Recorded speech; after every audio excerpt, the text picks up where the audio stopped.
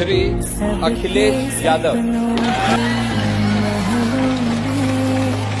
रोशनी बनके मैं चमकूंगा माँ, कमजोरों को मैं बल बन। मैं अखिलेश यादव जो लोकसभा का सदस्य निर्वाचित हुआ हूँ, ईश्वर की शपथ लेता हूँ कि मैं विधि द्वारा स्थापित भारत के संविधान के प्रति सच्ची श्रद्धा और निष्ठा रखूंगा।